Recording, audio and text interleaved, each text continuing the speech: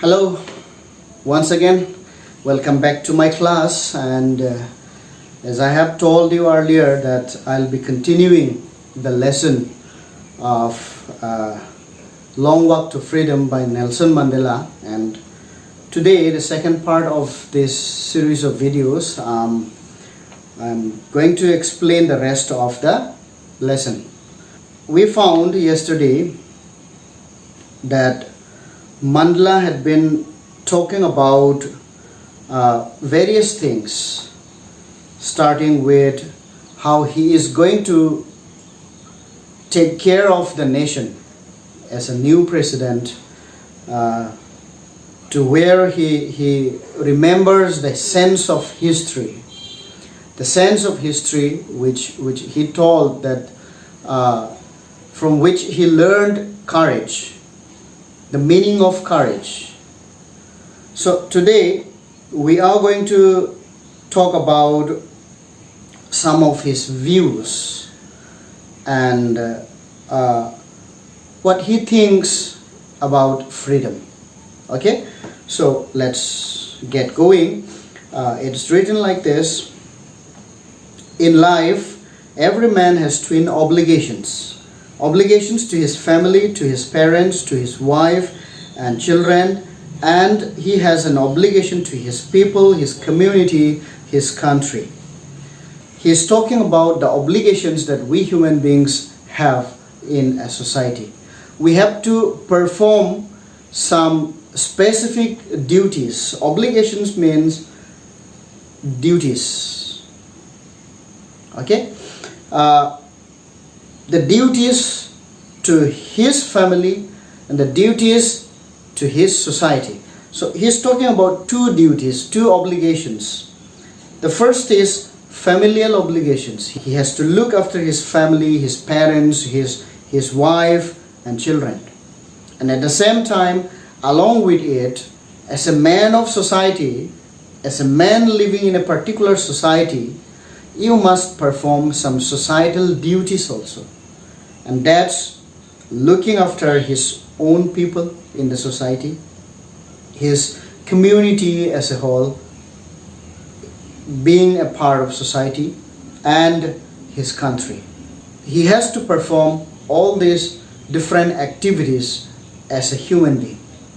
Okay, so these are the obligations that we all have. Not only Nelson Mandela, we also have the same kind of obligations. Okay, Mandela says in his society, those obligations cannot be fulfilled. The obligation to his family, the obligation to his society, both of these obligations cannot be fulfilled. He cannot carry them out. That was the problem. But in a human and civil society, everyone who is born in a civil society can perform, has the right to perform those duties. But since this fellow, Nelson Mandela, was born black, as many as those looked black like him were not allowed to perform such duties. They were not allowed to perform such obligations. They were under hatred, under bondage, under oppression. And so if you try to perform such kind of duties, you will be considered as a terrorist. Because in his society, because of the system of apartheid, what happened? The blacks were not given any rights to perform as a man of society. Okay? So for this reason, for this particular situation, anybody who has attempted to live as a human being was punished and isolated. Look at this. He says, let's read it. In a civil and human society, each man is able to have those obligations according to his own inclinations and abilities.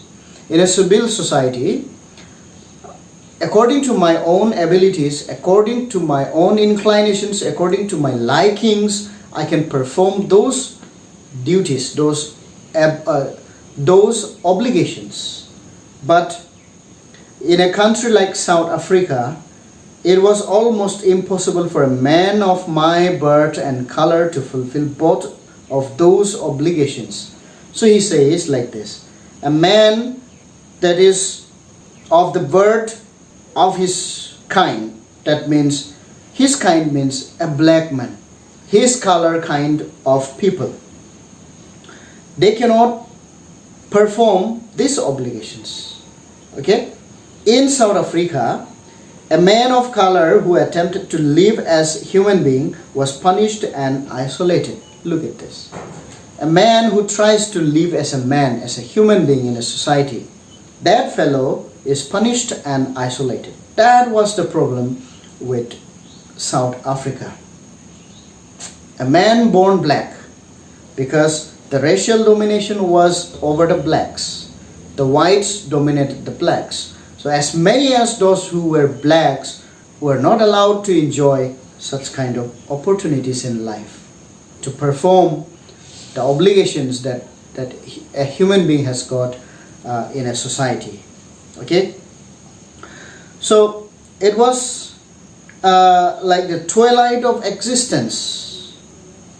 Sometime momentarily you can show up in the society and then you have to go underground. So that kind of situation you can see with Nelson Mandela. He was a lawyer, but he was considered a criminal, a terrorist by his own government. And that's why he was fighting for the rights of the people. Their life was forced to live in a twilight of existence, in secrecy. Twilight, you just think of twilight. Twilight means before nightfall and after sunset. There's a momentary light you can see before it gets dark. It's momentary, brief moment. So their life is like that. Their existence is like that. Momentarily they can show up, immediately they have to go underground again. Otherwise they will be put to jail if they are found doing some of those obligations, those duties. So they have to live in secrecy and in rebellion, rebelling against the government, fighting against the government. So this is what Mandela says. He says like this: I did not in the beginning choose to place my people above my family, but in attempting to serve my people, I found that I was prevented from fulfilling my obligations as a son, a brother, a father, and a husband. Mandela was not willing to help his people earlier. His thought was that he would only look after his own family. But while going to look after his family, the connection came with the society. So he found out that he was prevented from doing duties towards his people, his own family, as a son, as a brother, as a husband, as a father. He had been obstructed from doing his duties. That's why, something happened in Mandela's life. For the first time in his life, something that is called freedom, hunger for freedom, ignited, generated, animated. Okay? So he says like this: I was not born with a hunger to be free. I was born free. Free in every way that I could know. No human being is born in bondage. Parents may be in bondage, but a child doesn't born in bondage. Everyone is born free, but when we grow up, we are put into that bondage. That is the difference. Okay? So Mandela said when he was born, he was not born for that hunger to be free. That means he was born free. So when you are born free, you will not have any hunger for freedom.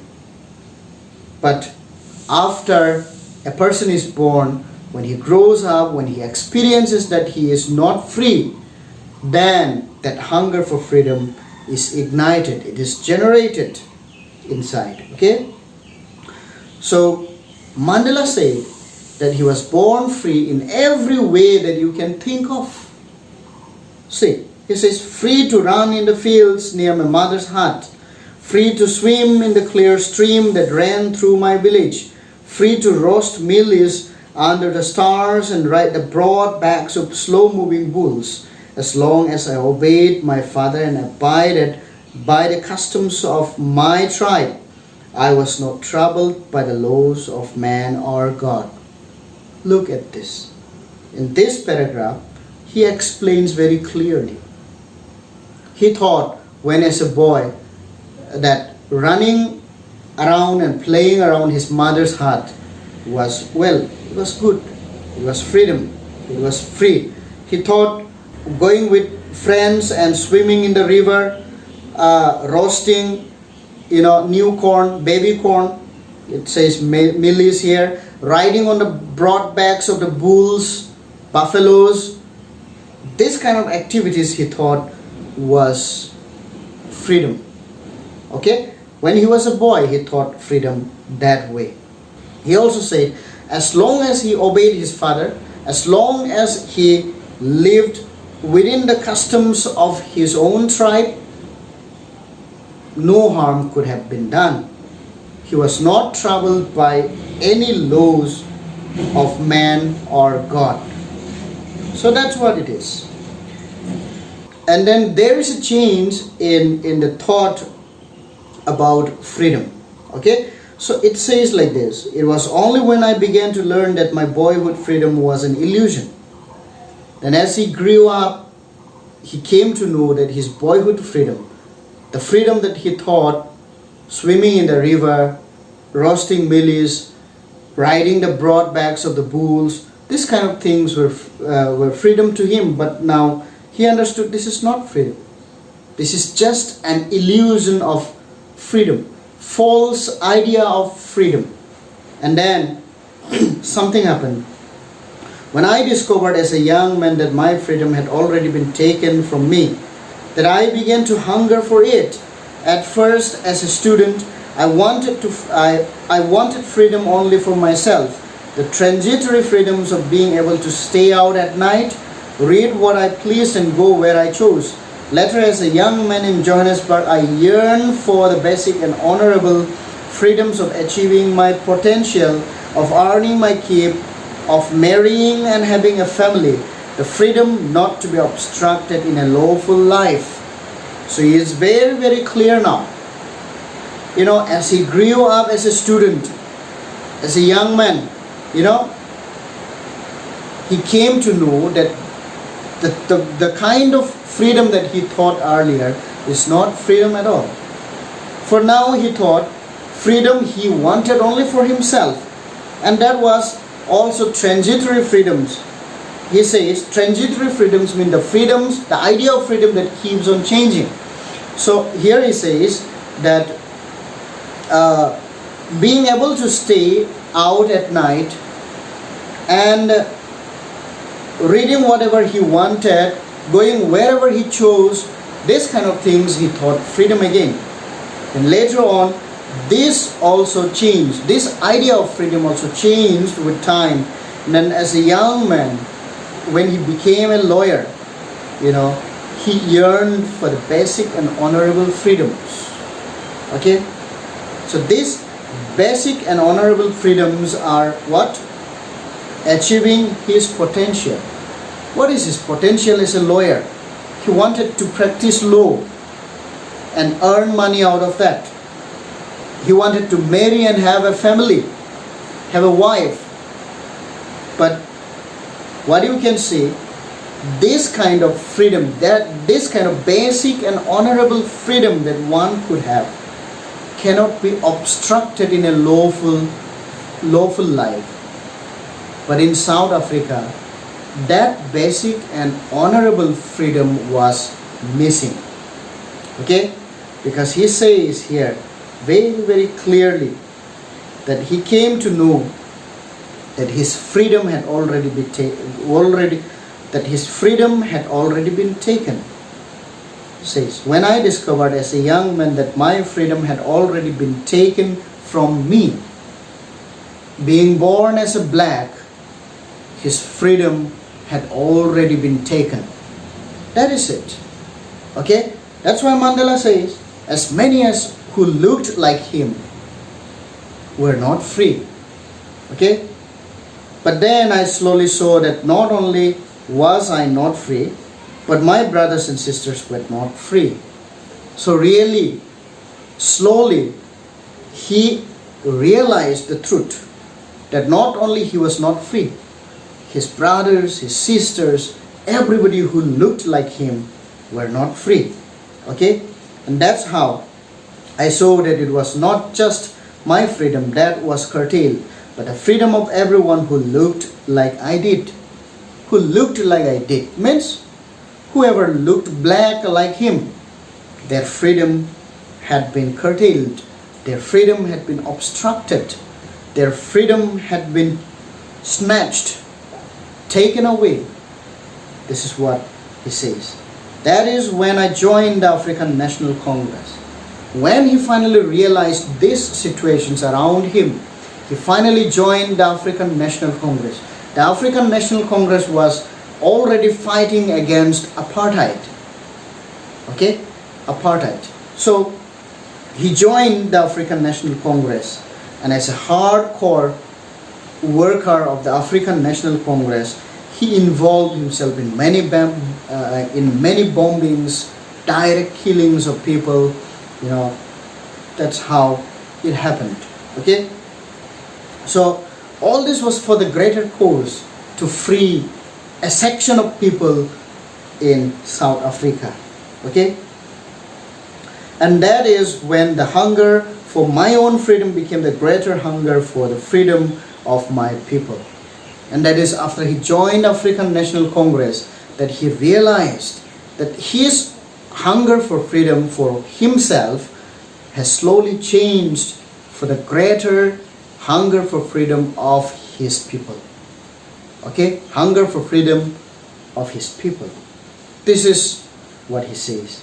And there something happened, you see.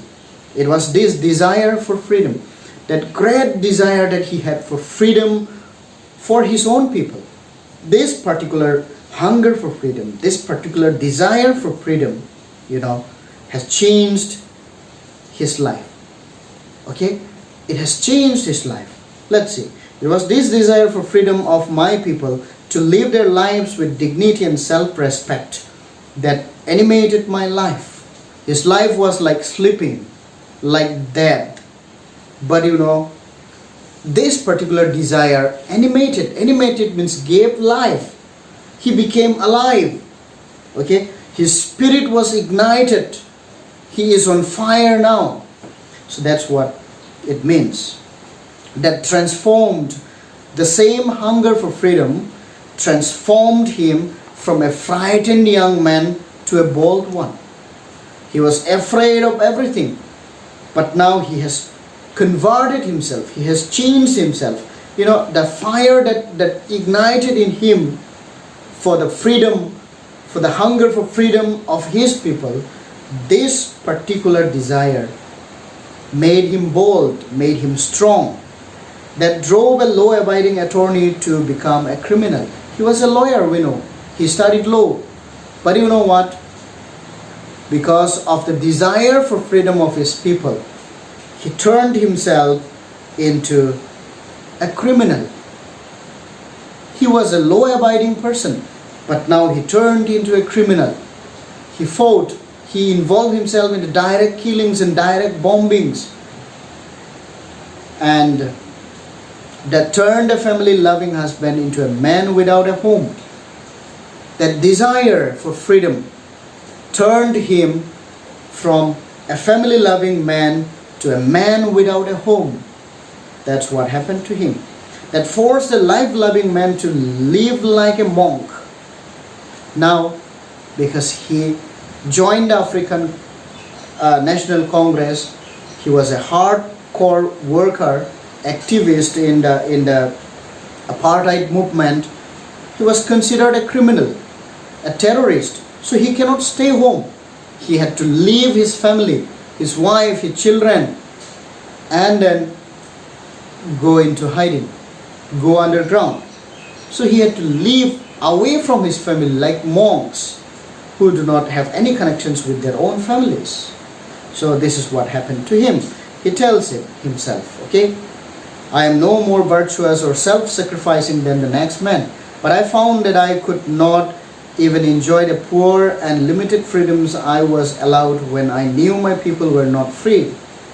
So he says, saying all these things doesn't mean that I am more self-sacrificing than the others. He says, it doesn't make me more virtuous than the others. There are thousands like me who are sacrificing their lives. Mandela seems to say that. And he says, I cannot enjoy the little freedom that is given to me when I know that the other people who look like me are not enjoying any freedom. So, thousands of people sacrifice their lives for the cause of freeing the blacks. Okay? So, he tells one important thing here. Freedom is indivisible. Freedom cannot be divided. You cannot say that freedom, you take little bit, this much freedom I'm giving you, this much you enjoy. The rest you cannot enjoy. This is not freedom at all. When you are not free to enjoy every rights and responsibility that you are having, that's not freedom at all. So, he says, freedom is indivisible. The chains on any one of my people were the chains on all of them. So he says, if somebody is chained, if somebody is bound by chains, because of that one man, the others, you can say, they are also bound. So, chains on any one of my people, any black man who is chained, it hurts me. It hurts me. I feel like the chains that person is bound by is binding me also with that same chain. I feel like that. So he says, the chains on all of my people were the chains on me. I may not be tied with chains, but other people are tied with chains. If there is chains in their hands, if they are bound, then I am also under that same chain. That's what Mandela says. So he says, I knew that oppressor must be liberated just as surely as the oppressed. So finally he says here that oppressor and the oppressed alike, both are to be liberated. The oppressors are under the bondage of hatred. They are already bound by hatred, and this hatred is forcing them to hate others. So they are under the bondage of prejudice and hatred, narrow-mindedness. And that's why the oppressors also should be liberated. If I am not bound by the chains of hatred and narrow-mindedness and prejudice against another section of people, I cannot hate them. I can only love them. So Mandela says the oppressors are under the bondage of narrow-mindedness, prejudice, and hatred. That's why they can hate others. So, the oppressors are also should be liberated. At the same time, the oppressed are the oppressed. They are already oppressed. Okay? They are already oppressed. They should come out of that oppression. They should be liberated from that oppression. At the same time, the oppressors should be liberated. So he says like this: a man who takes away another man's freedom is a prisoner of hatred. If I am taking away another man's freedom, I am a prisoner myself of hatred and narrow-mindedness. So he is locked behind the bars of prejudice and narrow-mindedness. I am not truly free if I am taking away someone else's freedom, just as surely as I am not free when my freedom is taken from me. If my freedom is taken from me, I am not free. But at the same time, the one who is taking away my freedom, that person is also bound by hatred, narrow-mindedness, and prejudice. He is also not free. So that's why Mandela says, both The oppressed, the one who is being oppressed, that means the one whose freedom is taken away. At the same time, the one who takes away another man's freedom, that fellow should also be liberated. Both of them should be liberated. The last line says, the oppressed and the oppressor alike are robbed of their humanity. I am oppressed. My freedom is taken away from me, so I am robbed of humanity. The person who is taking another man's freedom, that fellow is also robbed of humanity because he has no love. He is bound by hatred and prejudice, narrow-mindedness. So he should also be free. Both of us should be freed. This is what Mandela says. So this is how we learn from Mandela the true love, true freedom, and the true sacrifice for the cause of others. This is what Mandela records from his life. So, as I have told you, it is just an excerpt. Mandela wrote a big book. So, we're not going to look into all those things. But whatever is given for us here to read in this lesson, that much. And so, this much is the lesson. I hope you have understood it. And you might read the lesson yourself for better understanding. And I think I want to wind up today's lesson here. And so, thank you for watching. Stay safe. Work hard.